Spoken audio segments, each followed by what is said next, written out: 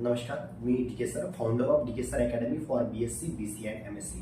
तर लक्षात घ्या की तुम्हाला आता जे या वर्षीपासून BCA आपला आहे, तर BCA चे ॲडमिशन जे आहे ते एंट्रन्स थ्रू होणार आहे. तर बऱ्याचदा असं झालेलं आहे की या वर्षीला बऱ्याच लोकांना ती माहिती नाही पडलं की एंट्रन्स यावर्षी BCA ला आहे म्हणून. म्हणजे बघायचं आपण इंजिनिअरिंगला किंवा आपण मेडिकलसाठी आपण एंट्रन्स दिल्या, पण लोकांना ज्यांना BSc करायचं BCA करायचं होतं, BCA साठी एंट्रन्स यावर्षीपासून लागू झाली. म्हणजे जवळपास आपल्याकडे महाराष्ट्रात 1 लाख जागा अवेलेबल असेल, तर 50,000 विद्यार्थ्यांनी फक्त फॉर्म भरले. म्हणजे एक लक्षात घ्या की यावर्षी एंट्रन्स बद्दल खूप साऱ्या लोकांना माहिती नव्हतं. म्हणून आता ती जी एंट्रन्स आहे ते पुन्हा एकदा होणार आहे. म्हणजे तुमची ऍडमिशन एंट्रन्स थ्रूच होणार आहे. म्हणजे आता त्याचा जो अपडेट यायचा आहे, पण येणाऱ्या काही दिवसात त्याची एंट्रन्सची अपडेट तुम्हाला येऊन जाईल आणि त्यासाठी तुम्ही रेडी राहा. कारण एंट्रन्स शिवाय तुम्हाला यावर्षी BCA ला ऍडमिशन भेटणार नाही. आणि मग या एंट्रन्स मध्ये आहे काय बा, तर अगदी सोपी एंट्रन्स तुमची राहणार आहे. 100 मार्काची एंट्रन्सची एक्झाम राहते, ज्याच्यामध्ये तुम्हाला 4 टॉपिक आहे. म्हणजे जो इंग्लिश आहे, इंग्लिशवर तुम्हाला 40 मार्क 40 क्वेश्चन आहेत.